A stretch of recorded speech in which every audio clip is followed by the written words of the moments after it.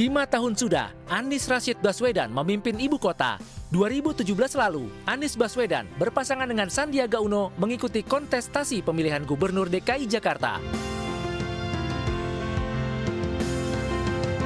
Anies Sandi menghadapi Pilgub Jakarta yang paling panas. Pasangan ini berkompetisi dengan pasangan Agus Harimurti Yudhoyono Silvia Murni, serta pasangan kontroversial Basuki Cahayapurnama Jarod Saiful Hidayat. Anies bersama Sandi akhirnya terpilih menjadi gubernur dan wakil gubernur setelah mengalahkan Ahok Jarot lewat 2 putaran pemilihan. Beberapa gebrakan 100 hari pertama Anies adalah menata PKL Tanah Abang, membolehkan sepeda motor melewati Jalan Sudirman Tamrin, serta menutup Hotel Alexis.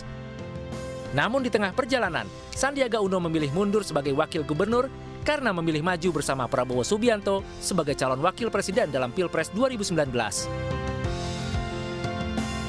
Setelah kursi wakil gubernur DKI sempat lowong selama 2 tahun, Anies Baswedan kembali mendapatkan pendamping, yakni Ahmad Riza Patria, politikus Partai Gerindra. Pasangan ini kemudian bekerja keras menghadapi kebijakan pandemi COVID-19, terutama di Jakarta. Tidak terdengar adanya konflik dari pasangan Gubernur Anies Baswedan dan Wakil Gubernur Ariza Patria dalam memimpin Jakarta hingga akhir jabatan mereka. Hari ini Anies mengucapkan terima kasih kepada Jakarta, meski warganya belum sepenuhnya bahagia karena masih banyak PR yang harus dibenahi, seperti banjir serta kemacetan. Masa tugas Gubernur DKI Jakarta Anies Baswedan berakhir hari ini. Sebelum purna tugas, Anies melakukan sejumlah peresmian proyek di Jakarta. Pro kontra pun muncul terkait evaluasi kinerja Anies selama memimpin ibu kota. Bagaimana catatan kepemimpinan Anies selama 5 tahun? Kami akan membahasnya bersama Gembong Warsono, Ketua Fraksi PD Perjuangan DPRD DKI Jakarta, Bestari Barus, politisi Partai Nasdem, dan Adi Praitno, analis politik. Selamat petang Bapak-Bapak. Selamat petang. Baik, saya ke Pak Gembong terlebih dahulu ya, Pak Bestari ya.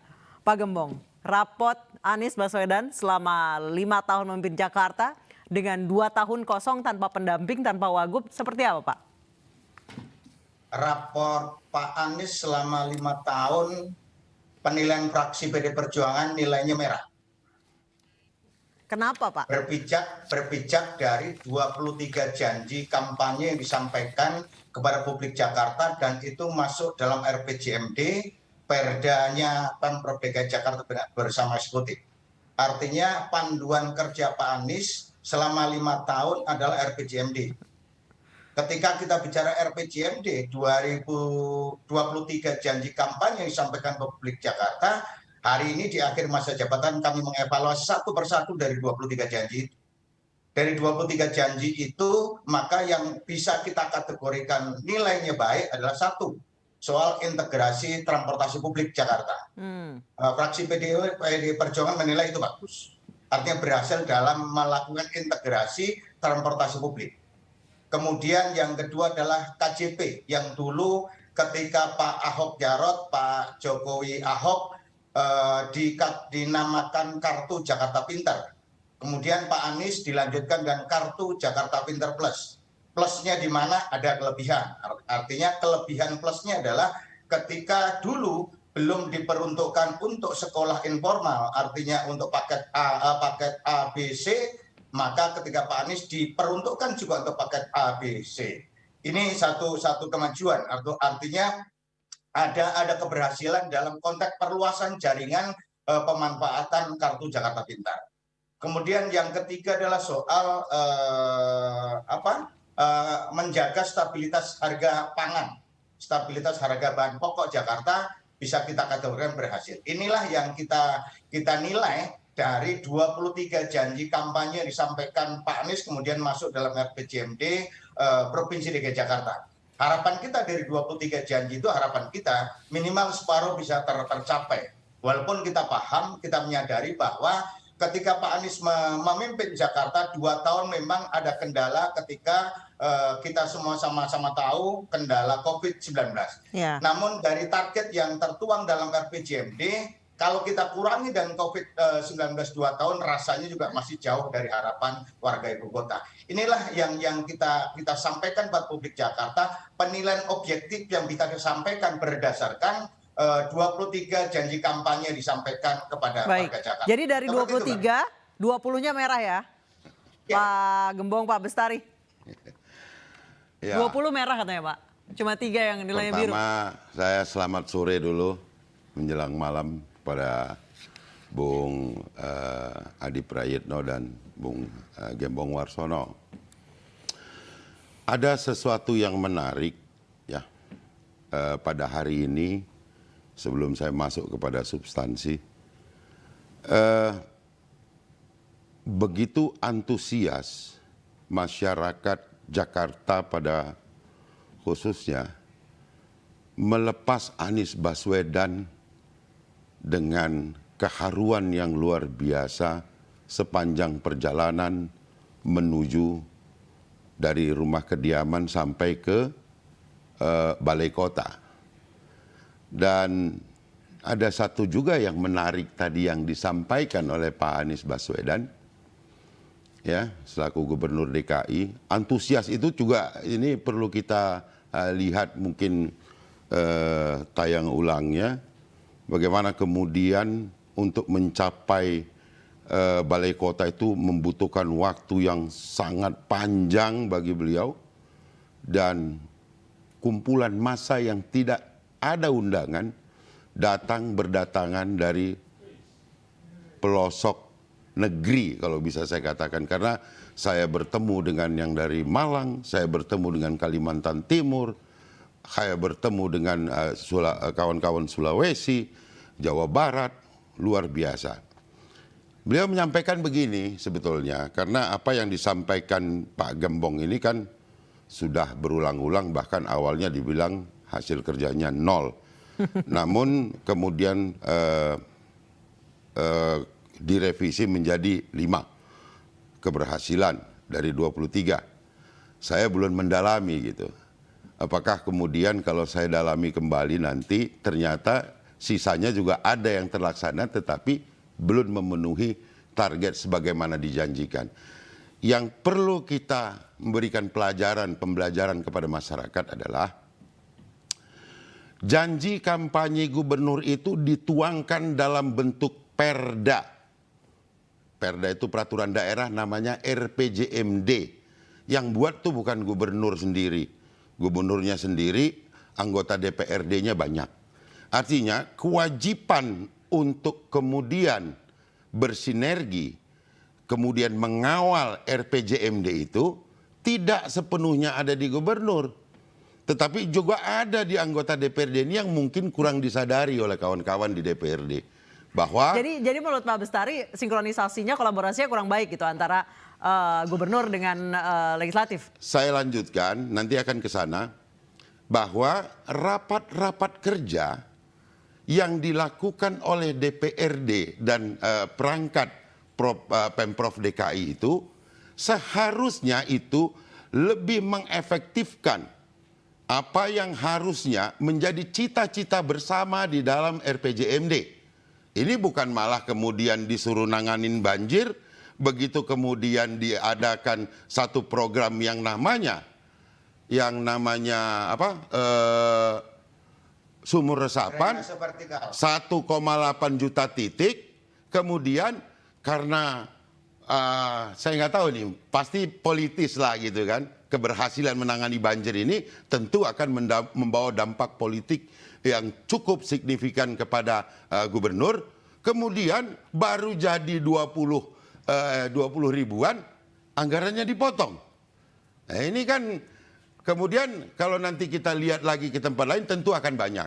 Namun sebelum itu saya merasa terharu ketika Pak Anies menyampaikan biarkan hasil pembangunan yang dilakukan oleh Pemprov DKI menjawab semua hal-hal miring yang disampaikan oleh para pihak. Dan buktinya pada hari ini banyak sekali masyarakat Jakarta yang merasa kehilangan ditinggal oleh Pak Anies Baswedan. Baik, saya kira itu patut juga menjadi penilaian gitu. Baik, Pak Gembong silakan. Ya, saya apresiasi Pak Bestari karena partai pendukung, walaupun dulu bukan. dulu menolak habis-habisan. Yang namanya DP Norma adalah program bohong-bohongan, kata Pak Bestari.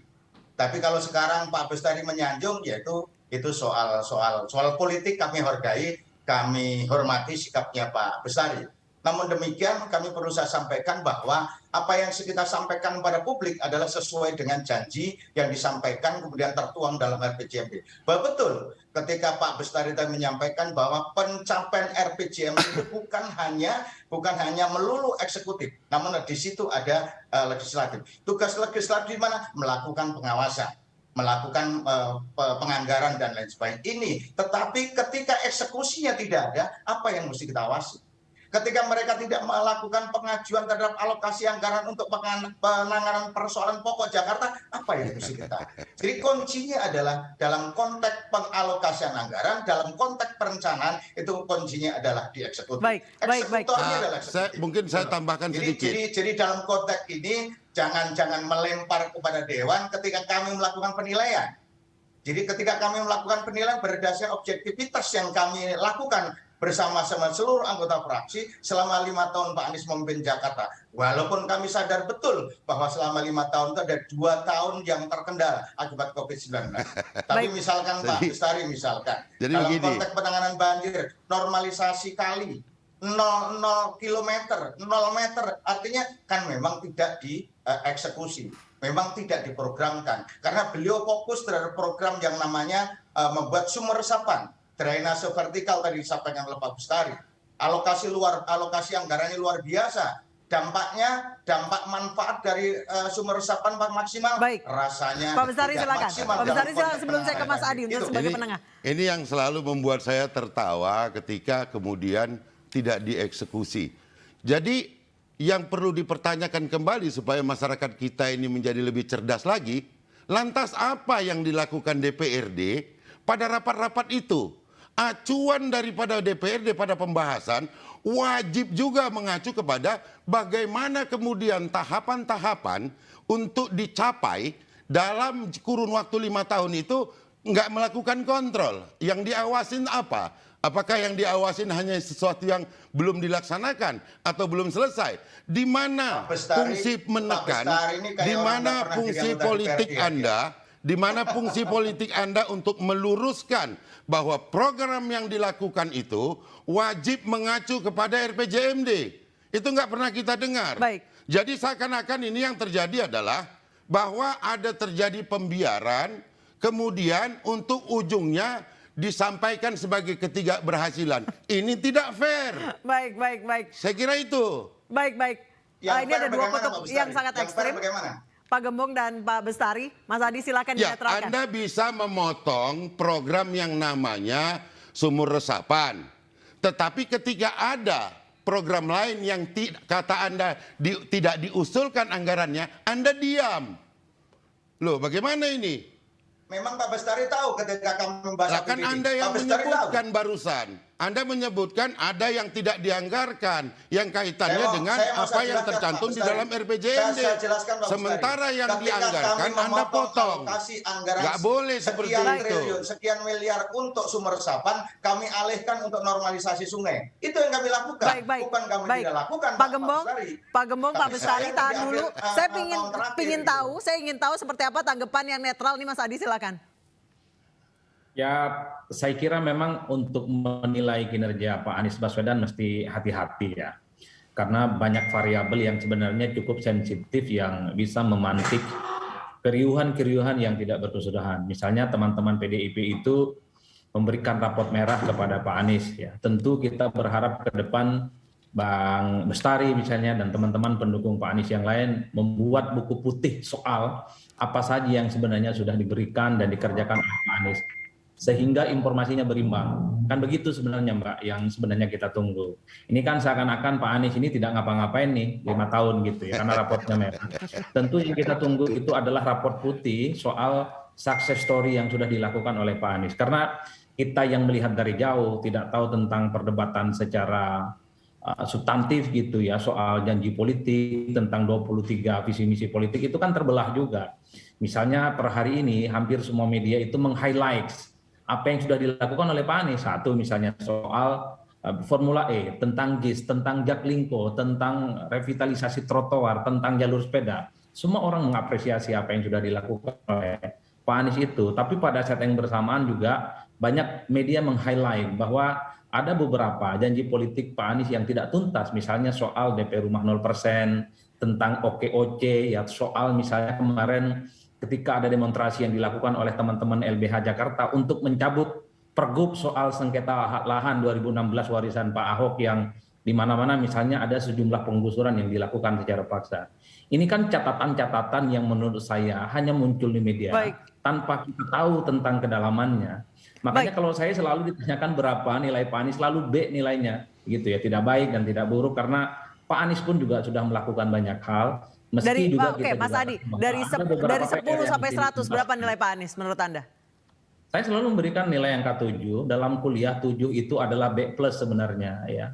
Nilai yang menurut saya cukup kompromistis karena kita juga tidak bisa memungkiri Pak Anies banyak hal yang sudah dirasakan. Euforia soal Formula E dan JIS itu kan dirasakan betul.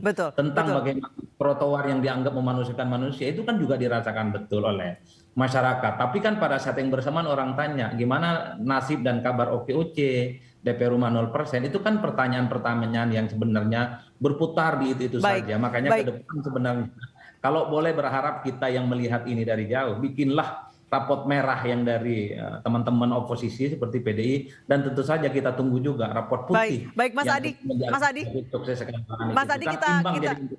Mas Adi kita akan lanjutkan dialog ini usai jeda berikut, tetap bersama kami di Newsroom Weekend.